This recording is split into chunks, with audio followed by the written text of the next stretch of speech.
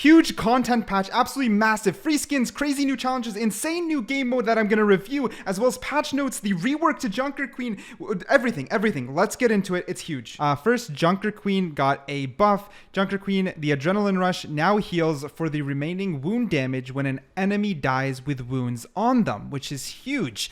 The Carnage cooldown is now reduced by 2 seconds for each enemy it impacts, meaning if I swing and hit 3 enemies, 6 seconds off the cooldown immediately. Then there's Jagged Blade, thrown impact damage reduced from 80 to 50. Thrown direct impacts now add a 30 damage wound to the struck target, stacks with wounds caused by quick melee or returning Jagged Blade hits. Zarya also got some tweaks. Energy degeneration reduced from 2.2 to 2 per second. Delay before energy degradation begins after gaining energy increased from 1 to 2 seconds.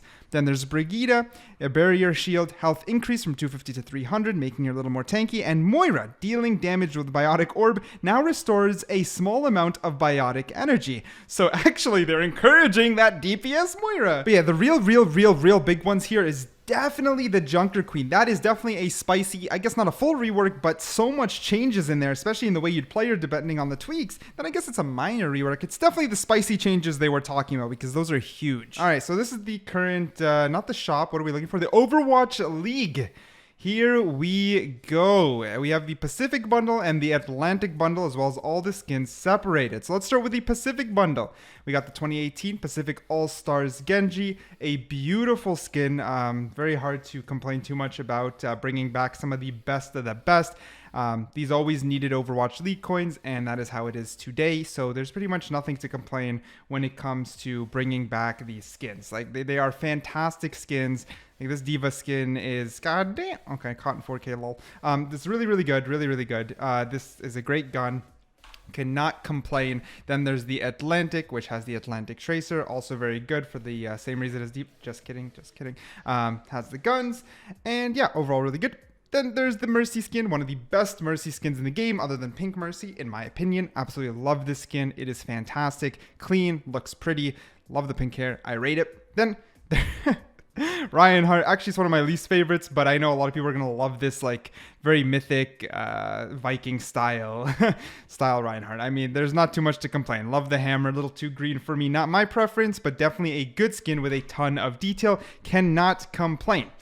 On top of that, we also got the challenges for the event, which is the Battle of Olympus, and there's quite a few things. So, the Winged Victory is complete 6 challenges in the Battle of Olympus. And this is where I'm going to butt in just a little bit. Before we review the game mode, you get the Winged Mercy for completing 6 challenges, as I just mentioned. However, these challenges are pretty interesting. You only have 2 weeks. One is just pick up 20 overhealth power-ups, which is pretty easy. I'll get to that. One is win 20 games of the Olympus challenge itself, which isn't too easy, but okay, doable. Then there's pick up 5 ultimate charge power-ups, also pretty easy. But then to get the next 3, you basically gotta grind. You either gotta kill people 25 times in your ultimate or get 300 final blows with 3 of the characters in the game. It is a grind, and I think it might be a little bit too much of a grind, but since it's a free skin and incentivizes you to play, they are following exactly what I preached, so I am happy about it. It does make me wonder if it should have been a 3-week event or a month event in order just to allow people to enjoy,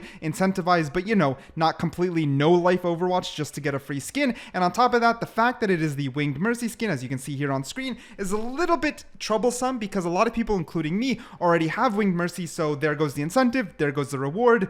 Kind of blows, to be honest. This is something in which it would have been nearly perfect if it was a 3-week event with a new fresh skin, or maybe even just one of the Olympus skins in the game. That would have been perfect. They still missed the nail, but it is a step, even if a baby step, in the right direction. But with all of that being said, what about the main event? How is the new game mode? Okay, so I got it. Okay, it's pretty cool. You choose between all the new heroes that got the new skins, their unique ultimates. Let's say with Widow, if I shoot them, they literally freeze, like Medusa, as you can see there. It's cool. It's actually really cool. There's these little things, this pack, like I just picked up as Roadhog, they give you 20% ult charge, so you can keep cycling these ults quite frequently. If you want some tips and tricks in the game, I played a couple. Focus on picking one hero because you build your ult so fast, you don't really want to switch off. You pick up those packs, you keep shooting, then you pop your your alt, and you kind of keep cycling this, trying your best in order to win. All the alts are altered quite a lot. Reinhardt seems to be the most prominent and strongest hero by far in the game. There's a Lucio, no one's playing him because you literally are a tiny little squishy bot against 4 tanks that can be picked. Like, it's just a little bit disproportionate. Widow, if you're really, really good at Widow, you'll have some fun. Very, very hard. Pharah is probably the only decent non-tank pick. The tanks all around are really, really strong. But yeah, pretty much overwhelming between picking Roadhog, Junker Queen, or Reinhardt, though. If you really want to win, get those 10 wins, you got to get a little sweaty. Those are probably the best. There's also these armor packs, as you can see when the Junker Queen jumped up. Picking up these armor packs, they can stack as many as you can find, and you get a little bit of armor on them. So it's pretty easy.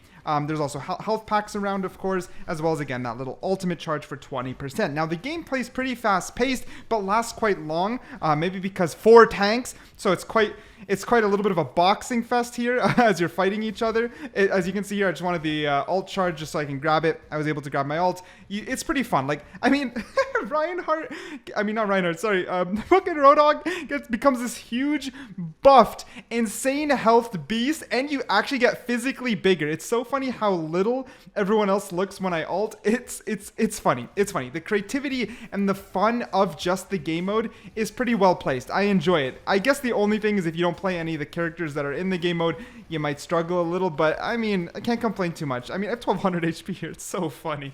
It's so funny. I love it. I love it. Overall, I think it was a very, very fun addition to Overwatch. I'm obviously overall really happy with what Blizzard was able to pull off. It's unique, it's fun, it's thematic. I like how you get to have the skins equipped while you're playing. I like how there's a reward for playing the game as well as challenges to work towards even as a free-to-play player. Those are good. I need that to make that clear before I do a little bit of complaining or feedback. I must say, Blizzard has stepped in the right direction by far. Now, the next thing they need to start moving towards is maybe expanding the art team. They have some great artists on there, but they definitely need to be able to provide new skins as rewards, similar to, let's say, for example, the Kiriko and Ramatra skin that were Twitch drops were new skins for new heroes that got put for free for Twitch. Instead, just why not surprise us with one more Olympus skin that no one saw coming for a hero that's decently popular? That is a great way to incentivize, because there is one big problem, is that in a 2-week period to get 300 final blows or win the games, just get those 6 challenges, while easily possible, don't get me wrong, is a little bit of a grind. There's some grinding there, and grinding is okay, but when the vast majority of us already own that previous Mercy skin, I mean, it's an OG skin, a lot of people really do own it, you are taking away the incentive from a lot of players and clearly only focusing on the new Overwatch players, which is just not the best feeling. Again, I do believe it could have been alleviated. You could have gone one more skin done. Like, it's just one skin. One new premium skin could have been thrown in there, and I would have been grinding this today, but instead,